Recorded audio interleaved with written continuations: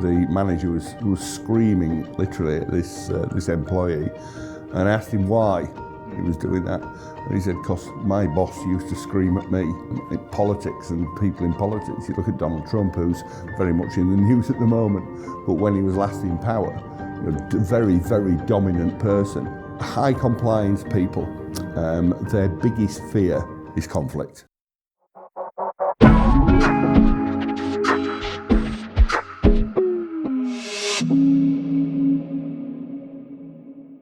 Hello and welcome to the VFM Podcast. I'm here with Graham Walker, and today we're discussing management fears. So these are things that managers are afraid of, what causes managers to be afraid. So Graham, can you give me some examples, some suggestions? What is it that managers are afraid of? What keeps them up at night? What keeps them up at night? Apart from the obvious things, I think it's quite a complex question. It can be quite interesting, and it very much depends on the behavioural type. Okay. I think the old school of management, when people used to shout, when I first started working, people used to shout and scream at people. And interestingly enough, I witnessed that a few years ago. I walked into a business I was doing a health check with, and the manager was screaming literally at this employee, and I asked him why he was doing that, and he said, "Because my boss used to scream at me." And I said, "Well, how does that make you feel?" And he said, "It makes me feel really bad." I said, "So why do you pass that on?" But I think as we've developed management styles and society in many ways has developed, that sort of behaviour is completely unacceptable anymore. So I think it very much now depends on creating awareness for people as to why they behave in the way that they do. Yeah. Okay, so you mentioned behavioural styles there. Can you give us a very quick overview of what different ones might be? Yeah, I think there's a lot of work done and a lot of assessments for behaviours. Things like Myers-Briggs and SPQ Gold. But the one that we tend to use is Thomas International's DISC. And that's been developed and added on to over the years, and it's become globally the most accepted and the most used of the behavioural assessments. It's not a test, it's just an assessment. But what it does, it categorises people into different areas, and they have different strengths within those areas. So the DISC is an acronym. It stands for dominance, influence, steadiness, and compliance. So people tend to fall into one or more of those categories, and the dominant ones dictate, in many ways, their behaviour. Okay. The thing is, by making people aware of that, then you can work around helping them to develop skills and overcome the sort of natural fears that these sort of people have. Yeah. So, for instance, if you look at dominant people they're all motivated by results. They're all about results. And the biggest fear is very much around failure. They hate failure. So anything that looks like failure, their behaviour will change. And that's when the dominant people, who are dominant by nature, they could start and really cut up rough with employees because they see some things maybe not going as well as it should be. So your manager, who was sort of screaming and shouting, is probably a dominant behavioural type. It's probably a dominant behavioural type, but also, these sort of things are situational. And I guess in that case, that very extreme case, that behaviour was learnt behaviour from how he was treated. But sometimes we forget how it makes us feel and just pass on that characteristic anyway. So his fear would have been failure. He sees the employee potentially creating a failure, and then his reaction was shouting, but not obviously that was not a positive reaction to that fear.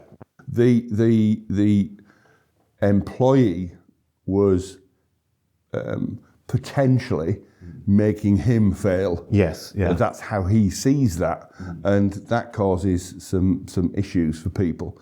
You've only got to look at in politics and people in politics. You look at Donald Trump, who's very much in the news at the moment, but when he was last in power, very, very dominant person. Yeah. And when he lost the last election to Joe Biden, everything was going to litigation because he'd been cheated, it'd been electoral fraud, and then inciting Capitol Hill riots and all this sort of stuff. That's a typical reaction from a very highly dominant person, fearing failure. Yeah. So let's have a look at a couple of the other behavioural types. So the second is the I, which stands for influence. Yeah. What if that's my sort of dominant trait as a manager? What am I fearing then? Okay. Influence is all about people. Yeah. And highly influential people, they have many, many really positive characteristics. They're very, very good at talking. Yeah. They're very social. They like to involve other people. Yeah. If you ask them about their families, things like that, it'll tell you everything you need to know, their dog and everything. The biggest, because they're very motivated by that recognition, but the big fear that they have is rejection. Yeah. And rejection can seem to come in many, many forms for influential people. So if you look at, and this is a big generalization, but if you look at a salesperson who is very influential by nature, they're not all, but some very influential by nature. When we do a lot of sales coaching, the area they tend to need coaching around is closing a deal. Yeah. Because if you ask somebody for a deal and they say no, that's seen in their head as rejection. Yeah. So they waffle around it and don't directly ask for a deal sometimes. It's easily overcome, but it's just that awareness of making people do that, Typically as well, very, very, as I said, very verbal people, but they don't always listen. So if we can identify that in people, and the fear is rejection, when we're qualifying, for instance, a customer, a client, if we encourage them to take notes, which demonstrates active listening, then they can summarize the understanding of what they've been talking about, and people are on the same page, and that rejection piece gets put more to the back, So if, let's say I'm a manager and I'm high I, I think, and rejection is my fear. So I can see a scenario there, perhaps I have to discipline someone. But I want him to be my friend. I want this employee to like me. And so is that a case where you see people, they put off the disciplinary procedure because they want to be liked? Is that a common scenario? It's a common scenario. And I actually had one with a group about 6-8 months ago. And one of the salespeople was not performing. Yeah. So the manager was asked to have give this guy some feedback and put him on a bit of a performance review. Yeah. And he kept putting it off and putting it off and putting it off. And it ended up the managing director went and did the job. But halfway through, the salesperson came back to the manager and said, "Can you let me know how I'm doing?" And that fear thinks, "Oh yeah. You're improving," and all that sort of thing. And it gives the wrong message to the person. He wasn't, and the performance review after 6 months, the guy had to go. But rightly so. He says, "Well, I was told I was doing a lot better," and that's a classic high I not wanting to give feedback that will potentially get them rejected from a colleague. It's a false compassion because you want to be nice to the person, but actually you're not helping them because you're too afraid of that rejection. Yeah, it is very, very much a false compassion, yeah. Are there any strategies that someone who is high I could take, any coping mechanisms to sort of get over that fear of rejection? For example, in our example, you've got to give bad news to someone you don't want to. How can a high I person cope around that? How can they manage their own? Yeah, I think first of all, the awareness of the likelihood that they're going to behave in that way is the first thing. Once people are aware of something, you have half a chance of controlling it. If you're not aware of it, it will control you. So the first thing is making people aware. The second thing is maybe giving them some techniques that would help them to give that sort of feedback. And what they've got to remember when they're giving that sort of feedback is they have to have respect for the person all the time. You know, it's not about the person. So it's very much, I always call it yes to the person, but no to the behaviour that you've got to give the feedback about. Yeah. So there are techniques like the very old famous sandwich technique where a bit of praise, a bit of criticism, etc. But also coaching techniques, I think, really help that, because what you can do with that is when people need some critical feedback, let's say, 9 times out of 10, they know they've done something, and they almost expect that comeback. But if you do it in a more of a coaching way, where you're asking questions, how do you feel this went? What do you think we could do better? Why is this happening, etc. Then you're encouraging the person to take responsibility for it themselves. And it's not criticising, it's not judgmental, and it's not personal criticism, so it's taken in a more positive way. And if you do it right, you get people coming out having been made aware of something they're not doing so well, but actually feeling pretty good about it because they've got some support with it. And I think that's more of a modern way of doing things with the generations that we're dealing with now. But it does take some preparation. If you've not done that before, you've got to think about it and coach yourself somewhat. I think it takes some preparation, and it takes that little 5 minutes before you go and have that chat. It takes that 5 minutes to just think about what's my strategy going to be, how am I going to approach this, and clear everything else out of your head, and then just focus on that. And that's especially true if you see somebody doing something that's maybe dangerous or whatever, and you feel quite angry about it. You cannot give that feedback if you're angry. You have to have the neutrality. So you need to think of almost coping mechanisms as well. So just go out and have a walk around, or if you smoke, have a cigarette or something like that. Just calm yourself down, go into it, take a deep breath, and go into it in that neutral way. See it very dispassionately. Very dispassionately. We've got a few minutes left. Let's do another of the dominant traits. So let's go for C. Compliance. It was escaping me for a second there. Compliance. So what is my fear as a high compliance person, as a high compliance manager? Okay. High compliance people, their biggest fear is conflict. Right, okay. And I can remember when I first took the assessment to be qualified to give feedback on DISC, the lady who was doing the training, she sat all the high C's, because we'd all done an assessment before, and sat them all on one table, and I was on the I table, and they said, she pointed to us and said, "These lot will never shut up." And then when she got to the C table, they said, "And these lot won't want to interrupt anything," and they all went like that. they all dropped their heads. Now, the generalisation is that they don't like conflict. Yes. However, if you challenge, typically, let's say an accountant, if you challenge a high C accountant on his numbers, he will push back because they don't mind conflict in their area of expertise, but they're very risk averse.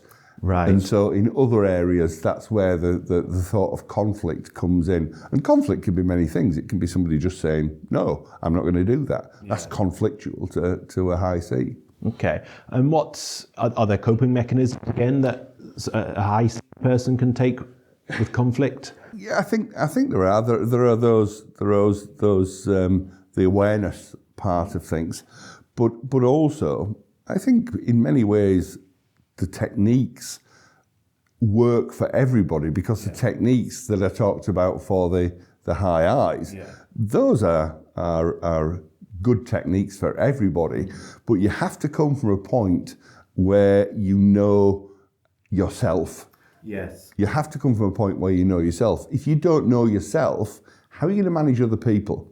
Once you know yourself and you know the likelihood you are to be really comfortable with doing this and not comfortable doing that, then you can put some mechanisms in place. The same mechanisms, really, giving feedback wise.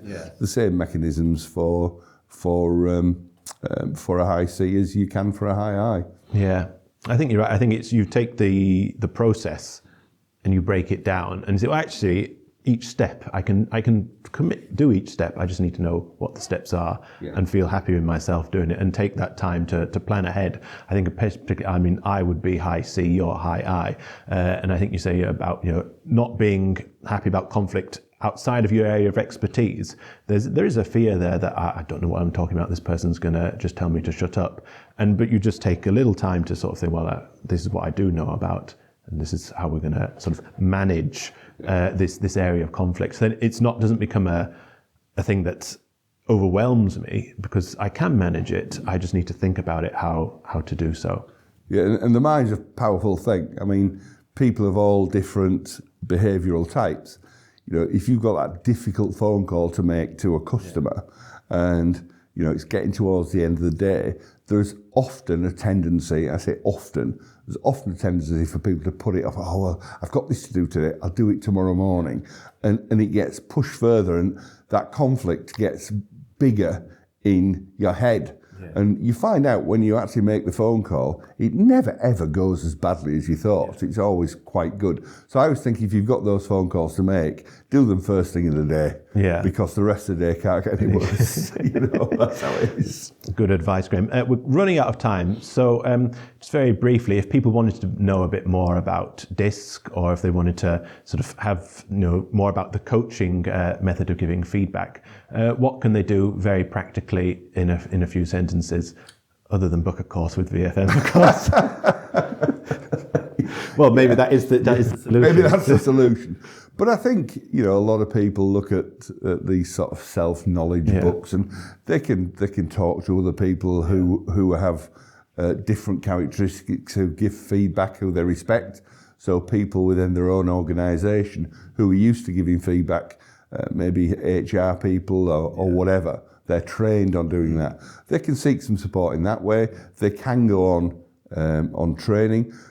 Training's not always the simple solution. People say that's the panacea for everything, but it isn't, because once you've done the training, then the work really starts, because you then have to start to apply it back in the workplace. And a lot of people need, especially around these sort of subjects, they need some support in doing that. And within those training courses, that's why we do a lot of role plays around that, because people have to get a little bit of confidence in doing it. It's like teaching your child to ride a bike. You can't do it for them. They have to do it for themselves. So that's the difficulty. Wonderful. Graham, thank you very much for your time. No problem.